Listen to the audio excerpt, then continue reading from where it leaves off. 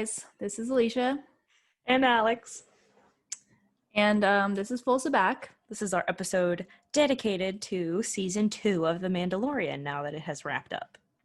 And we've had time to process it and also watch the first season again. I was hoping to watch both seasons in full before we did this episode, but I have not quite gotten started on Season 2 again. I mean, I watched like every episode like multiple times each week before the new one aired, but I've only watched the finale, I think, thrice now. And I made me too sad. Yeah, I mean, well, we'll get to it, but yeah, I have, many opinions on it. Starting out strong, everything Mando did was incredibly sexy this season.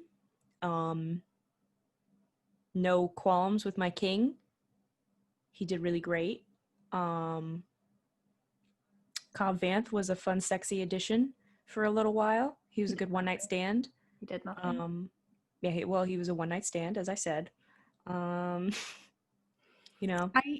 sorry. I just will not get over my confusion about why Boba Fett could not just simply go and take the armor back from him. I think if he would have just asked in an intimidating way, Cobb Vanth would have been like, "Oh, sure, sorry, here you go." Like, yeah.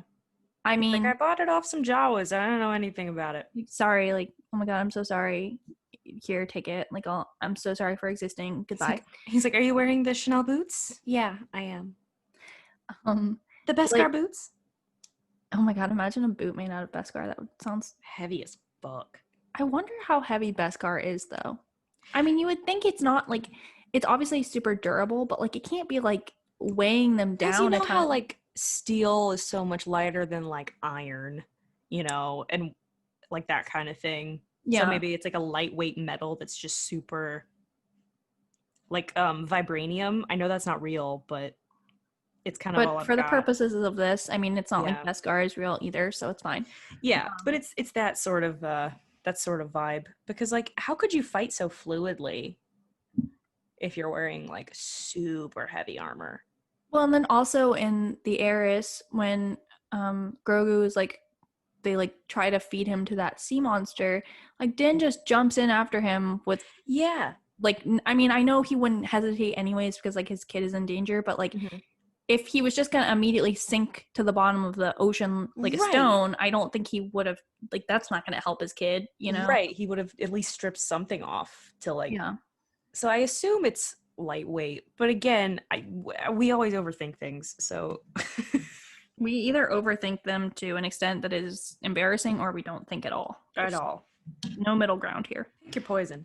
But I man, they set the tone when they that first episode, they just they were like, "Take it off or I will." I was like, I want to have a word with these writers, because it's so early in the day to simp, because I am barking directly at it. So, like, a lot of people were like, "Oh, like, that was just like a little cameo," and I honestly, they went so long from the Marshal to the tragedy that I didn't actually think that he was going to come back. I was just like, okay, like, that's like all the Boba Fett we get. We see that he's alive. He escaped the Sarlacc pit. Awesome. Very cool. Maybe they'll, like, put him, like, have like a spinoff or something, which we are going to get, but I didn't think that he was going to be in The Mandalorian any more than he was at the end of the Marshal. And I was still like, thank you for that content. So when he showed up and was just, like, doing stuff, I was just like, what is happening right now? I mean, like, as soon as I saw Slave One, I, like, screamed. Yeah. But, like, I don't know. So what I didn't realize until that episode aired was that there are a lot of, like, Boba Fett naysayers out there, and they're like, I mean, he didn't really do anything. Like, all he did was just get, like, bumped into the Sarlacc pit. Like, he's, like, not really that cool. I mean, he just looks cool, but he doesn't actually really do anything. And it's like, well, first of all, like, in canon, yeah, he's not really given that much to do, but he is obviously super cool. And then there's so much Legends material where he's just, like, doing, like, the most badass shit ever. I mean, like, as a kid, in, I think it's the Blood Ties series. He fights like a massive fucking dragon and brings his dad a dragon tooth. I mean, he's just like, he's badass. I he's love him. so badass. He's so cool. I mean, he's like the best bounty hunter ever in the entire history of the galaxy. And people are just like, yeah, whatever. I didn't really think Boba Fett was cool until now. It's like, I'm happy you've arrived here finally, but like, where have you been? Where have you been? He's always been cool. And he's hot. Yeah. Yeah, like I know that's not the most important thing, but to me it is. But also, I mean, like he's obviously know that badass from the original trilogy, right? You know, like everyone sexy. Saw the guy that originally played him under the helmet, and no disrespect to him, but he did not look like, you know, he was not Tamir Morrison, my king. He was not simp material. Yeah. But like, I know Tamir Morrison is 60, but I simp so hard. I mean, we both simp for him. I'm just so excited for him because I know he's been like rallying for like a Boba Fett or like Jango Fett series for like a really long time. Like he'll just like drop it into an interview and stuff. And he said that he had been like waiting for the call, but I don't think that he like for sure knew that they were ever going to bring him back, apart from like voice acting stuff that he's done for like the video games. Like he's been in, you know, Battlefront, and he did like that one like Jango Fett bounty hunter game, which I wish like I could play that. I wish they would have like, I mean, I don't think that like any operating systems that are around now like can support that game. This is from like 2002 or 2003, but I think my boyfriend had it, like either if it was a computer game or like on the Game Boy or something, like I don't remember, but he said he was like, yeah, I 100% remember playing it, and it was like really, really cool. And then they were supposed to make like a newer one, and then they didn't. Something, it got scrapped like maybe 5 years ago or something like that, if I'm remembering this correctly. But it's really such a cool, he has such a cool story. Like, why wouldn't they want to tell it? And like there's like, you know, comics, and there's a couple books with Jango Fett, mostly just like novelizations, and then there was like a kids series about Boba Fett, pretty much, which I read all of those too, just because content. Yeah, content. I mean, I remember reading them like as a kid, but it's like different when you grow up and you're like, oh, like this is the only thing that brings me joy anymore. So, and like you've had an investment in the characters like since your youth, and then like you're going back and you're reading it through a different lens of like, you know, being an adult and knowing what you know now about his lore, about this, about that, and it's like way worse because you can also discuss it with like a bunch of people on the internet, right? You're not we just didn't like have when we were 9. I mean, we had the internet, but it wasn't like, it wasn't on like a server just talking about Star Wars theories constantly. I couldn't post like TikToks and be like, anybody else want to yell with me, and like, you know, like the extent of it was like me having a cardboard box and pretending it was a pod racer, or like bouncing on the trampoline with like a stick and being like, oh, it's like the lightsaber, we're gonna have a lightsaber I've fight. ever heard in my life, which is so like, cute. Honestly, there are times when I'm like, I wish I could go back to consuming Star Wars media that way. Yeah. Because in some ways I do take the enjoyment out of it because I think about it too much, and I like will overanalyze things to the point where it's like, am I even enjoying this anymore? Or is this just something I fight about with people? Yeah, and like internet culture can be so toxic with it too, because you're like, oh, I really like this episode, and then you go online and everyone's like, if you like this episode, you're a fucking idiot. And I'm like, okay. I was just having fun. I don't know. Which, like, I feel like kind of I was a little bit acting like that about the season finale of Mandalorian, because there are a lot of issues with that. I think I do have some legitimate gripes with it. Mm-hmm. I mean, there are a lot. Still enjoy it. Eventually, I wasn't really. I mean, I enjoyed like the first half of it, but the first couple times I watched it, I was just like, I'm not vibing with this, and I think like the third watch, I was like, you know what, actually, okay, like it's fine. I've calmed down. Really, like I'm enjoying this now. But you had me stressed because you texted me before I had watched it, because I hadn't woken up yet. And that's a running theme here. But I was a lazy bum and hadn't woken up yet. And I was like, oh no, it's gonna be terrible. But I really, really liked it. And like I could absolutely see where some of your like gripes were coming from with it. And they're very valid and I agree. But I was watching it and I was like, I'm having so much fun. Like, and then the end was very sad. But like, I don't know. I thought it was cool the way that it was done. I think more of my gripes were with it being like, I just felt like the finale of season 1 wrapped everything up a lot nicer than the finale of season 2. Yeah. And I feel like season 1 kind of exists in a bit of a vacuum. Like there's not, like there are some Easter eggs and stuff to like the greater Star Wars universe, but it is like a lot more insular. And I feel like this season, even though I was super excited to see like some characters like get introduced into live action, like ones that, you know, I mean, I know we've discussed kind of like the issues that we had with live action Ahsoka, and I didn't really think that episode like needed to have Ahsoka in it. Like I think that could have been like plausibly any Jedi. Yeah, it didn't delve into her character too much, and maybe that was because you know, well, we've already done the Clone Wars, but like I don't know, it didn't feel like her. No, and not just like on a surface level, like aesthetically, obviously it's hard to bring a cartoon to live action in that kind of way. And then obviously the voice is different. It's not Ashley Eckstein voicing her, which is, you know, tough when you've watched 7 seasons seasons of the Clone Wars. She's in Rebels, you know, like we've just all gotten really familiar with her you get attached to that character. Yeah. But then what I didn't like about it was that, I mean, where she leaves in Clone Wars is she's like, I'm not a Jedi anymore. Like she's kind of accepted that. In Rebels, she's still like has not decided to like rejoin the Jedi. Like she's working with the rebellion, but she's not like she has not reclaimed that title for herself or anything.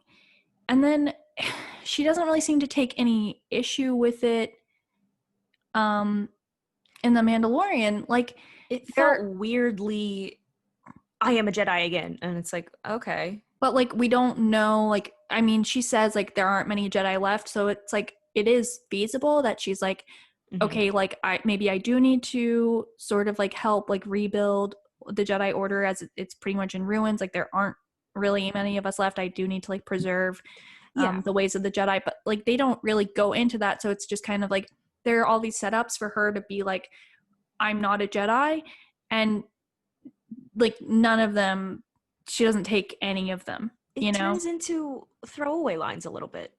And what I also I feel like she could have, I mean, like I get her reasoning for not wanting to train Grogu because of like his attachment, even though the whole attachment argument is like that's like a separate episode to me because it's never really explicitly defined what that is to Jedi, and it's like obviously a baby is going to get attached to its caretaker / dad.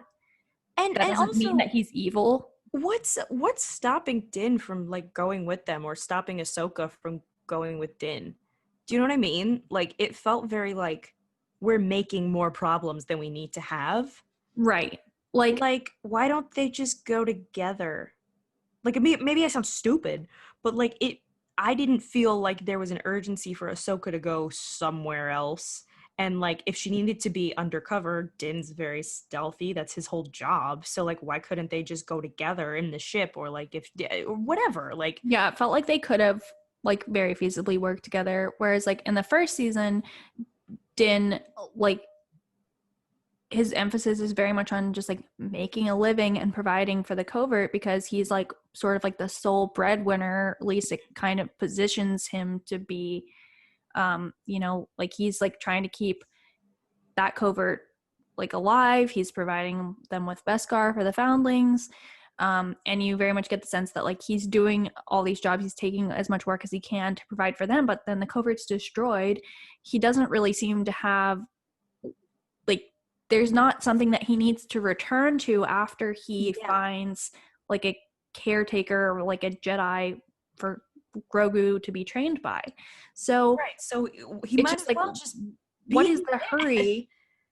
Yeah, why does he have to go home? It bothers it's not me. like anyone explicitly says like, you know, like he definitely can't come with you. I mean, I know maybe that's implied because it's like, oh, that will not help with the whole attachment thing, but it's like, well, it's already formed. So actually, like by severing that, I think that it would cause more issues. It would be more emotionally traumatic, which like we didn't see that with Anakin and his mother. Right. Like that, a lot of like the root of Anakin's issues were because that attachment with his mother was severed. Yeah. So after he had like the opportunity to have, I mean, not, I wouldn't say a normal childhood, but more of a normal childhood than like a lot of the kids at the temple because they left when they were like infants. Right. So their family is the Jedi for all intents and purposes. Right. Like you don't remember, you know, you were 1 year old when they came and took you in. Like that's, you don't remember your birth family if you've never seen them since you were a year old. Yeah. But like, plus, like, I mean, to me, I would be like, well, my family like voluntarily gave me up and knew that they were not going to see me again. So like, I don't really have any urge to reconnect with them. Whereas like Shmi like let Anakin go because she knew it was like a chance at a better life for him, but it's not like she wanted him to leave her. Exactly. And like, you know, the whole issue in Attack of the Clones is like he's like, I have to go home to see my mom. I can't, she's hurting, something.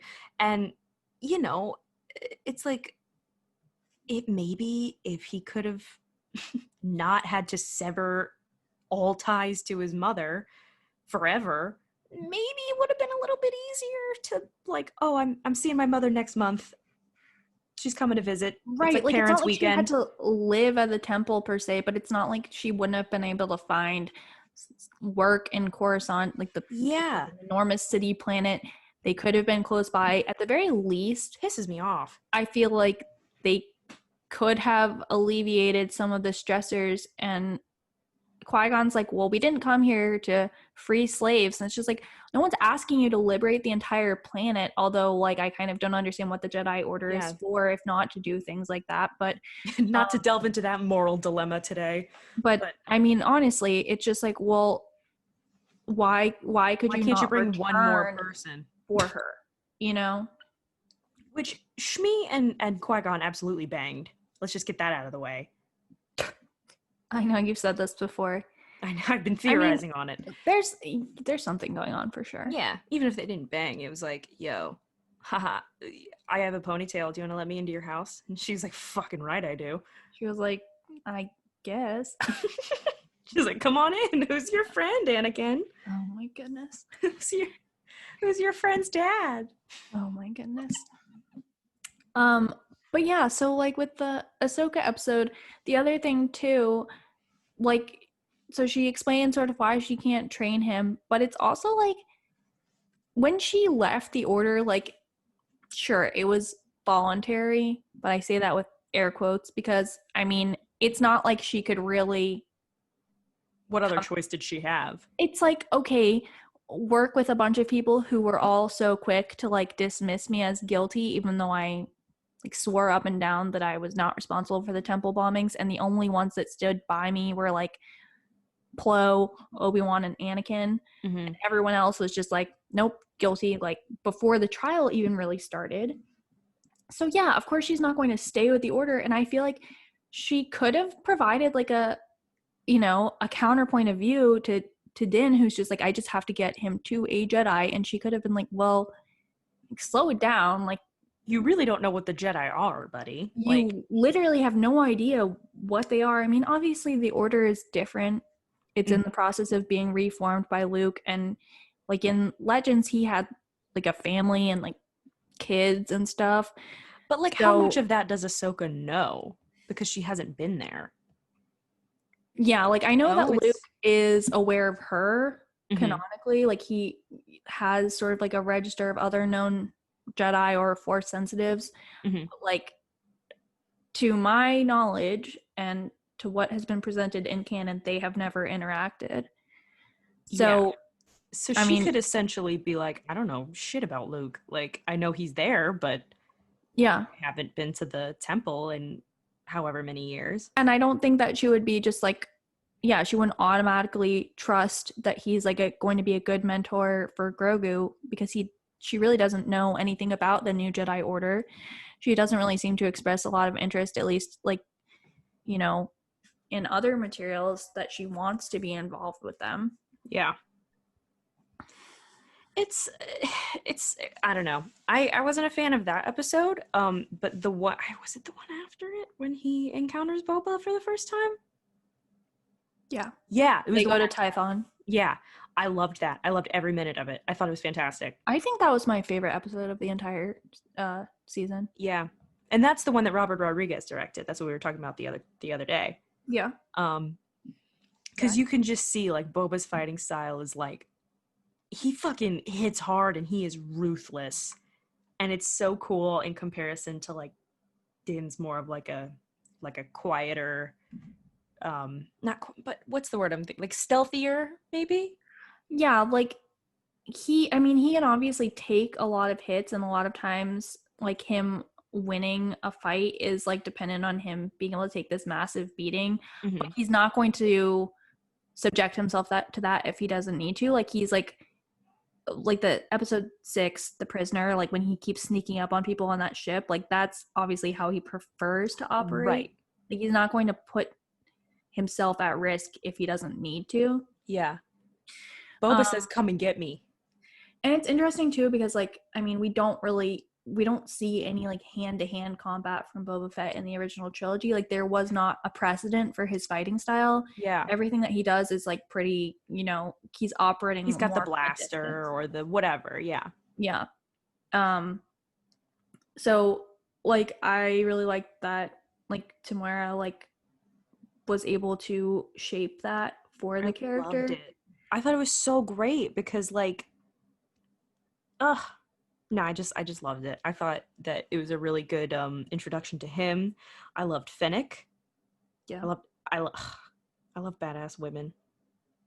And like we didn't really get to see that much of her in the Gunslinger. Like, I mean, she's she's in it, but like I feel like they don't really focus on her that much. Yeah. And I feel like her personality sort of comes out more when she's like part of this dynamic duo with Boba too. And yeah, I like wonder, I mean, again, the original trilogy doesn't really give us a whole lot to work off of in terms of like Boba's personality, so I'm mostly just going on like Legends books, but he's like really, like he does not talk that much at all. Mm-hmm. Even when he does partner with other people, which is very rare, like he will not divulge most of the plan to them. Like he'll only tell people like the absolute like bare minimum. So I do think it's interesting like seeing him, like the first time that we really get to see him in live action, it feels like he's like got a partner. Mm-hmm. It's kind of contradictory to like most like representations that we've seen of him.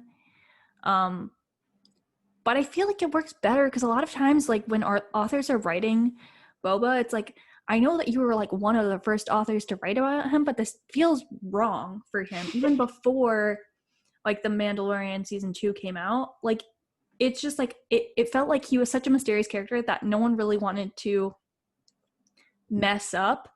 So they're just like, yeah, we'll make him like as blank a slate as possible. Like he's just like a scarily competent bounty hunter with very little personality, and the only thing that really makes him tick is just, he's just after that next payday. Yeah, which I think I mean, it's kind of an easy trope to play into. It's kind of hard to fuck up. Yeah, but it's also like very like hard to make that interesting, and they're like the weird personal details that they chose to incorporate, like that Catholic Boba Fett. That he's Catholic, that like he doesn't drink, he doesn't do any recreational drugs, which not drinking and not doing drugs makes sense, I think, for a bounty hunter, especially one as he wants to be on his game. He wants to he doesn't want anyone to ever have the advantage on him. I don't think he would even have like a glass of whiskey when he's by himself, like in a very secure location. He's probably that kind of person where he just doesn't want anything interfering with his state of mind. But like making him Catholic, what was Oh yeah, my question is, when you sent me that excerpt that was like, sex between those who are unmarried is immoral. It's like, girl, what? You kill people for money. What are you talking about? It's weird because in that story, I think it's from the Tales at Jabba's Palace anthology. I can't remember, but he does have like he has very clear morals. Like he is very set in the opinion that the people that he takes in as bounties are like, they're wrongdoers and they deserve to be punished. But I don't think that, like, I mean, for example, like Din is not like questioning like the morality of what he's doing until Grogu is involved. He's like, this is a kid. Right. Like, he's not trying to learn everyone's backstory and like learn, okay, why are they wanted? Like, what were the circumstances that led to having a bounty placed on them? Like, he does not want to involve himself to that extent because it will make it difficult to do his job. It's just so funny that they chose, like, first of all, Mr. Chin Tappin in Jabba's palace, panty dropper Boba Fett over here. He's like, alas, I am unwed, and this would be immoral. And it's, I mean, I'm glad that this is not canon, but like there's like a comic series where he gets married when he's like 17 or something. Jesus. He's like 17 or 18 and she's like 19 and they have a kid. So like, if that was a canon piece of media, okay, like Weird. It would make sense why he's like, yeah, I'm not going to get with you, Princess Leia, because I am married, and that would be immoral. But like, that came out years and years after this short story was released, so it just feels like the author is just like projecting onto him because he is this sort of like mysterious blank slate, and they're just like, well, this is a good place to plug our our beliefs. Make him Catholic. Go ahead, see what happens. I mean, it's just weird. I don't understand it. I mean, there are, I guess, like some tenets of Mandalorian culture that would like make that make sense. But again, those were not written until long after this short story was published. And I just want to say, there's no part of me that thinks Boba Fett was not getting laid left, right, and center. That's stupid to me. Yeah. Like, not to be, but come on. I mean, even if he wasn't like taking those opportunities, it's not like they weren't there. Yeah, he was never wanting for a partner. Yeah. Like whatever that alien girl who he tapped on the chin in Return of the Jedi, I've fixated on that for the last 20 years of my life. I mean, and maybe I'm just reading into it because like that for a long time, that's all I really had to go on. But like there seems to be some familiarity there. I mean, it's beyond them just both being regulars at Jabba's palace. So yeah, just saying. Make of that what you will. Boba Fett Catholic is just but I mean, it's like very funny, but again, like what was the reason? Yeah. The passenger, I don't know. Originally, I thought that was kind of a bit of a filler episode, but turns out my love for Frog Lady has overpowered. I love her. Everything. She is the baddest. And you know what's so funny is I am 99% sure that D. Bradley Baker voices Frog Lady too. What? So he's like the voice of all the clones. He's Frog Lady. So all my favorite characters he voices. It's his IMDb is just like animated character me. Like any animated character. Beefy. Or, I mean, that is a beefed up IMDb. It's so funny. I mean, it's like his IMDb is like 9,000 pages long because all the clones. But yeah, it's so funny because it's just like just making like strangled yelling noises in the booth. But yeah, I love Frog Lady. I mean, favorite character of the season for me, hands down. Oh, for sure. Like new character. I mean, Boba Fett obviously. Like takes the cake, but favorite Frog Lady a close second. Yeah. Let's talk about the heiress really quick because this is one of the things that annoys me about the finale is they did not ever really come back to the part where Bo-Katan strongly infers that Din was raised by a cult. Yeah. So I'm going to have to deal with cult discourse for the next 2 years until we get another season and some explanations. They just dropped that, like, Jonestown type of illusion there that Din is, like, you know what I mean? Like, it's so bonkers. And she's like, oh, he's from the cult. And then they just don't, like, girl, we're gonna need context. Yeah. There's no context provided. I mean, like, I think we all knew that Din had been raised by, like, a stricter faction of Mandalorians because, I mean, we've seen a bunch of Mandalorians that are able to remove their helmets. Mm-hmm. But I never thought of it as, I don't know, but I guess because we didn't know too much about it from the beginning, where we were just like, oh, some of them just don't take off their helmets. In the Star Wars universe, there's some things that I'm just like, sure. Because you have to be. Yeah, because if you think about it too hard, you'll, like, melt your brain. But, like, this doesn't make any sense. But it's just I don't know. I wish they would sort of expand upon the whole Din is in a cult reference, because yeah, that's heavy. And also what it's led to is a lot of people seeing him removing the helmet in The Believer as, like, this, oh, I'm actually, like, freeing myself of my super oppressive beliefs, and that's not what was actually happening, which is that he made the only choice that was available to him pretty much if he wanted to save his child. It was a life or death circumstance for his child, so he didn't think about it. He just did what he had to do in a survival situation, and then he put the helmet right back on. If he was like, maybe I don't want to be oppressed anymore, that's obnoxious to me. Like, and not to take it into, like, a super deep level, whatever, but, like, it's like it just reminds me of people being like, your religion is so oppressive, why don't you just instead don't be your religion? Well, yeah, when it's all you've ever grown up knowing. What's annoying about it is that Din has never said or done anything to imply that he feels it's restrictive for him.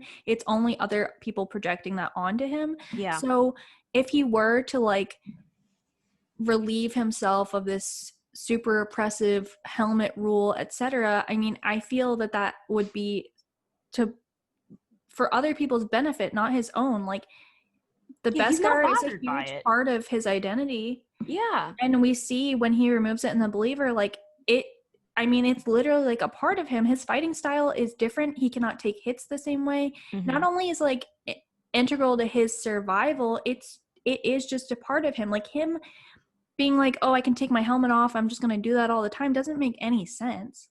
Yeah. After everything you kind of learn about the character, it's like, I don't know. If they do end up going that route where, like, he's just like, oh, you're Bo-Katan, who I met for, like, 5 minutes and she immediately lied to me.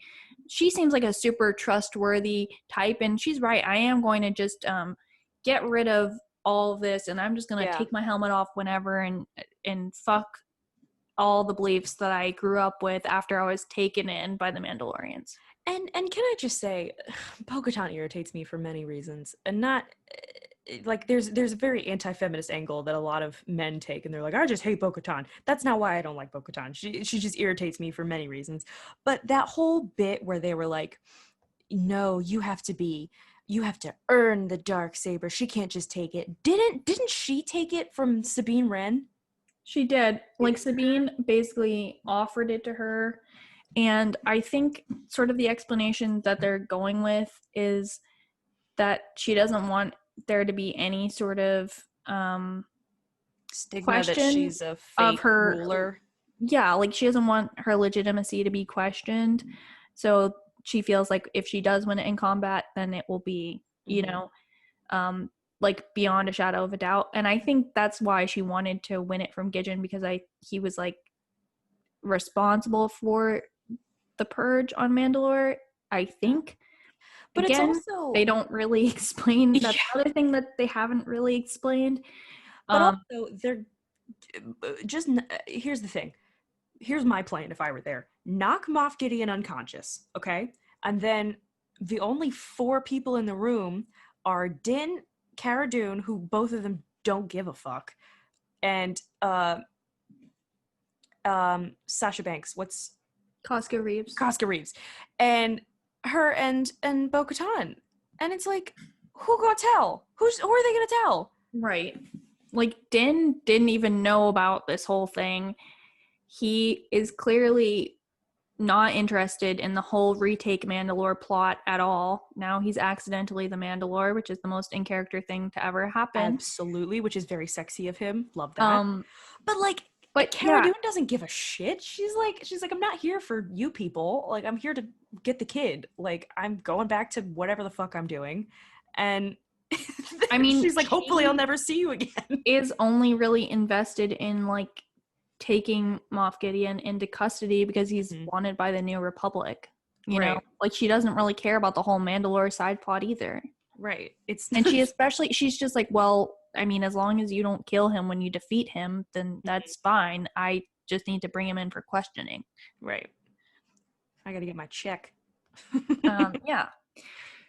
So, yeah, I don't know. I mean, maybe that's a little too oversimplified. Someone's gonna be like, oh, that's an oversimplification of what the...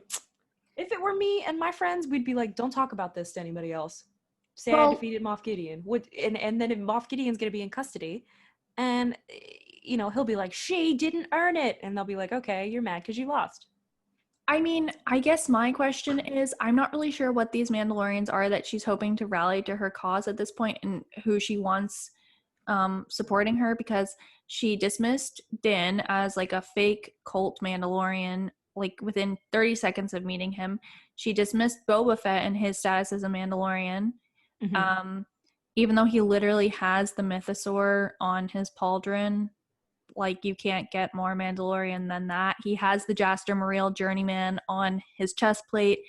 Like, it's like, Bo-Katan, do you not know your Mandalorian history, or you just only know Death Watch Mandalorian history, which is why you don't recognize the insignia of like true Mandalorians, which is a cult too. So yeah, like it's just cult discourse. I don't know if they like were intending to make her the most hypocritical character, but like they've either done a huge disservice to her by just being like inconsistent, or they were like, Bo-Katan is actually the main villain of The Mandalorian. Yeah, because they could have made her such a sick character, but if they're booting up to make her a villain, I think that'd be pretty cool. I mean, she kind of is a villain. She helped murder her sister, and I'm not a Satine fan either, but like, it's just like, are we missing this? And who is going to help her retake Mandalore, and what is her real plan? Because all we've seen her do pretty much so far is just sit around in cantinas and diss everyone. Yeah, and then there's the part, like, I just love Pedro's body language in that scene. He's just like, okay, here. And she's like, no, you can't just give it. He's like, okay, well, I yield. I don't like, and he's like shrugging and just like holding the baby. He's like, please take this. Yeah, I mean, he's just like, he doesn't care. I don't even have a place to store this. My ship is gone. Like, what do you expect me to do with this? I'm running out of room in my little fanny pack pouch. I can't. Yeah, I've got this spear already, so I really don't need. Spear's so goddamn bulky. And I'm worried that my kid is gonna take this and play with it and hurt himself. So he puts everything in his mouth. The kid, just take it. Please, just like, this is not baby proofed. I'm gonna need you to take this away, please. Thank you. Yeah, can you at least put a cap on it, like those little things you put so babies don't stick their fingers in sockets? Like, Bo-Katan, just gently smack him in the face, and he'll just drop the Darksaber, and boom. Yeah, there you go. He's like, oh no, I was so surprised. Oh my god, element of surprise really got me. Well, I'm defeated. I don't think I can go on. And it's not like, I mean, if they wanted to go that route, he had just absolutely been through it with the Dark Trooper and Moff Gideon. Like, he was not in any shape to continue fighting. She could have like defeated him without it actually completely being like a cheat fight. Yeah, he's like, listen, lady, I'm exhausted. My car, my 1982 Honda Civic, just exploded. Okay? I have no home planet. Just had like the second most traumatic experience of my life. Like, the other day, I had to take my helmet off, which I have not done since I was a child, in a room full of Nazis. Like, can you please just take this? Can you make it easy on me today? And then he has to give his kid away, and this is what I really didn't like, is like, we knew that Luke was going to show up. I mean, I speculated on some other people, but I think we all knew that's like what was going to happen, because they did have to eventually link this up to the sequels. I'm not opposed to him removing his helmet to say goodbye to Grogu. I do think it's important that he saw his dad's face. I thought that was a very special, beautiful moment. I did cry. He should not have done it in front of all those people, though. That completely, I felt, undermined the emotional impact of the previous episode. Yeah, I can see that. Like, he could have gone to at least a corner and be like, I need some privacy to say goodbye to Grogu. It's not like anyone was going to be like, no, show us your fucking face. You know? I know. No, I totally get where you're coming from. It was beautifully acted. It was beautifully done. But if you think about that in the context of the former episode, it's just like, yeah, that was clearly a very traumatic experience for him. It's not like he did that and he was like, oh, that wasn't so bad. I'll probably just take my helmet off again in front of people, you know, just for whatever reason. Yeah, it was. I feel like something's got to happen to like with that next season to like be.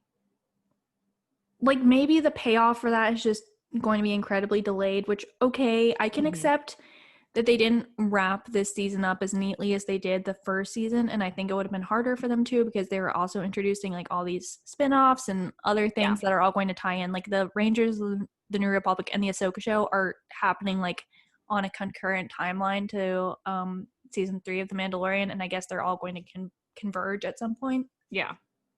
So I get that it was not going to be as neat, but it's like, it felt like a lot of like the emotional themes that they had started in the previous season and continued in the beginning of season 2 were just sort of forgotten about in exchange for like, they were like, oh, we're going to give them Luke Skywalker, and then they're just going to forget about the other stuff.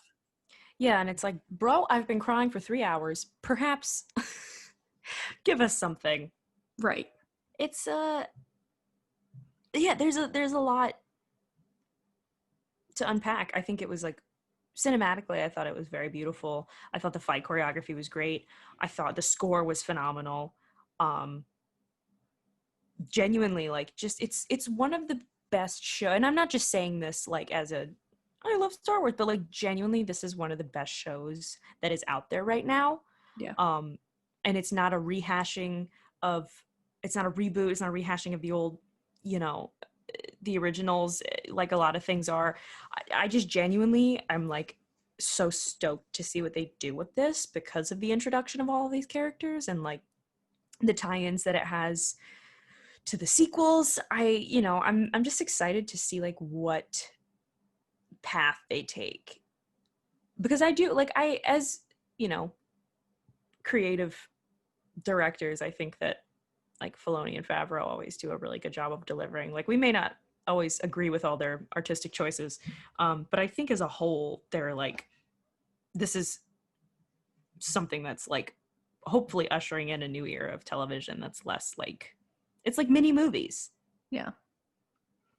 And I think that's kind of what we're like missing in this like time right now, because everything's a fucking reboot.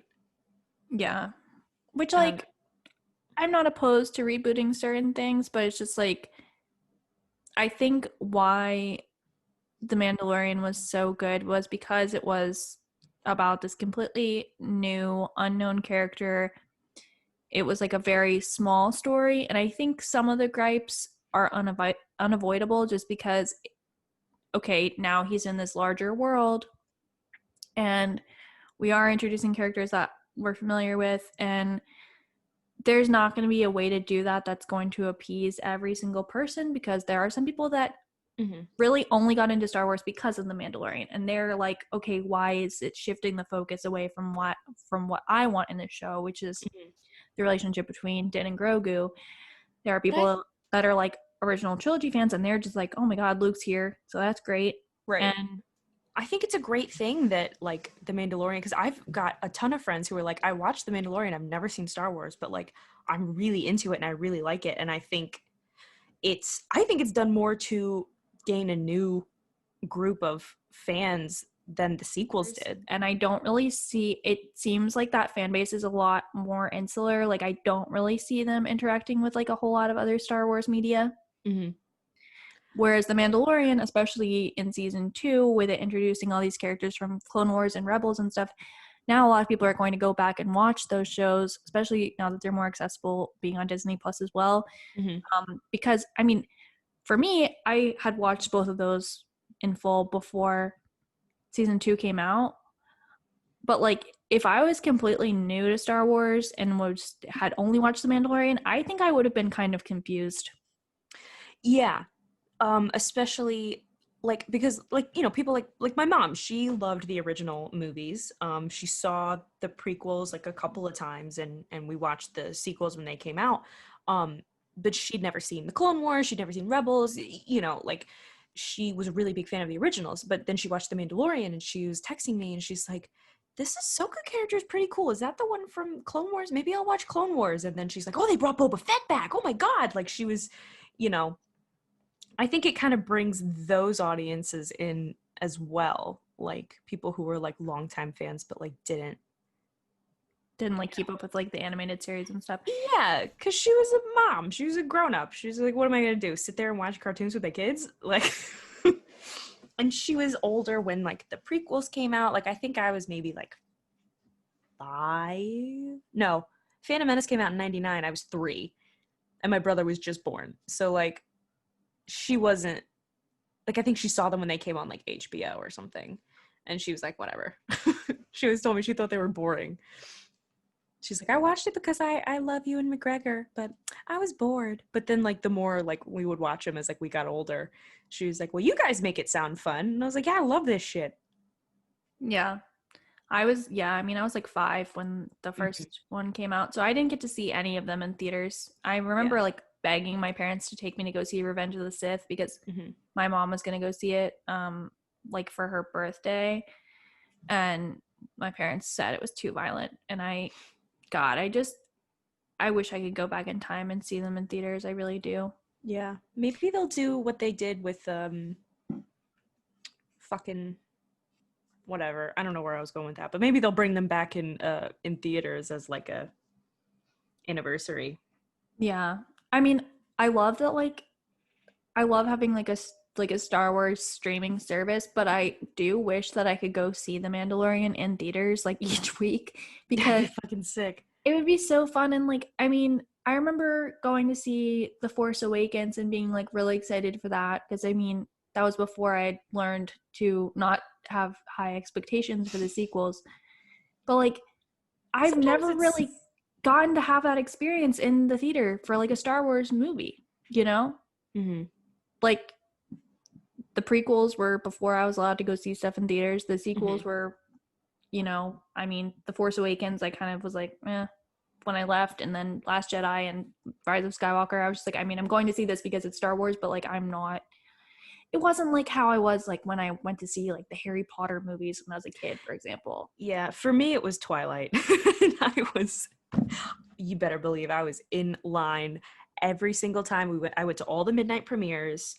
I fucking had the Team Edward blanket.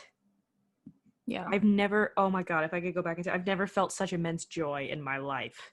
I remember like doing like midnight premieres and stuff for like Marvel movies, and that was always really fun, but I've never cared about Marvel as much as I've cared about Star Wars. So it was like, even though it was like really exciting and fun, it's like you get so invested. Like my main like passion, you know? Yeah, you get so invested in Star Wars. It's like a whole, I mean, it is a universe they have created, but you know, like something about it is just, it's different. Like, I love Marvel, but it's a different experience watching all of the Star Wars movies than it is watching all of the Marvel movies. Yeah. And I mean, it's like also seeing it in theaters. I mean, to me, like, John Williams has created like the perfect scores, you know, and now the Mandalorian score is amazing too. I would love to hear that in a theater. Like, I just feel like that would just cinematically, it's like so sick. I get like chills thinking about like hearing that with that like quality of sound. I mean, because I get chills just listening to it on my laptop speakers. Yeah, they're not good. Oh my God, sometimes if I want to feel something, I'll just listen to Across the Stars and Binary Sunset back to back. Yeah. And I'll listen to like all the like lo-fi mixes as well. Like, I'll listen to all the the like originals, and then I'll listen to like Samuel Kim's remixes. I'm wicked into the hip hop remix of the Mandalorian theme song. I have to find I think I found it through TikTok, but I think I heard that one. it's pretty dope. I love like the Mandalorian like mashups with like other like Star Wars themes too. Like yes. It's like so distinctive, but like still feels very familiar at the same time, and it works like really well with everything that John Williams has created while standing out completely. Yeah, it's got more of like a Western vibe to it. It reminds me of like a little bit of old cowboy movies that I used to watch with like there's some slight like Morricone vibes. Yeah, it's very like, it reminds you of like a Clint Eastwood kind of thing. Yeah. But it's still very Star Wars. So I think that's super sick. I'm a really big fan of that. Can't wait till I can play it on the recorder. Except I might just like give up and just buy a kazoo and I'll just play it on kazoo. I think we could do both at the same time. I mean, the kazoo feels like a Star Wars instrument. I feel like that's like they would have a genre that's just all kazoo. Absolutely. Kazoo and harmonica. Yeah. Just weirdly mashed together. I feel like Hondo Onako would play the harmonica. Yeah. Is that why people find him sexy? I'm starting to understand. I'm not. I'm hanging up on you. That's fair. I mean, we probably should anyways. When Cad Bane is right there, you're going to say Hondo is sexy? Well, I didn't say that he was more so than Cad Bane. I just said, like, they both have merit. Yeah, Cad Bane is sexy. I'll say it. I feel like I didn't actually, like, complain about the finale as much as I thought I was going to. I think maybe I've made peace with it. But I will say it's all conditional on how season 3 starts. Yeah. And also, I do wonder, too, will Din make any appearance in Book of Boba Fett? That'd be so sexy if he did. I mean, because, like, what is he going to do? I mean, just dodge Bo-Katan's calls and look for, like, a new ship and try to, I mean, he'll probably, like, end up going back to Navarro, I guess, with Cara Dune, setting himself up again. But, like, he doesn't have any money, any ship. I mean, he can't really, like, I'll tell you now, like, right now I'm operating with my 2 feet and a bike, and it's hard to get things done. And I don't have to do, like, interstellar travel. So I'm just saying I think that would be very difficult. Oh, hang on. I just came across fan art of Din feeding Grogu with a bottle. And now I have to go cry. All right. Well, we're going to finish this episode so we can go cry. But we'll be back with more speculations, etc.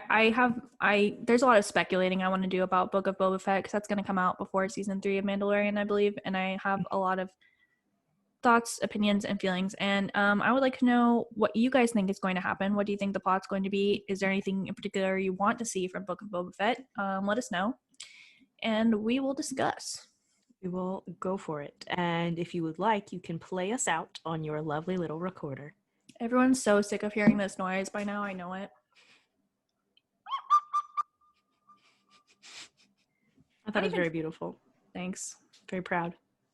It's my lullaby to Grogu. That's why he doesn't get any sleep and is constantly a terror to his father, who loves him very much. All right. Now time to go cry.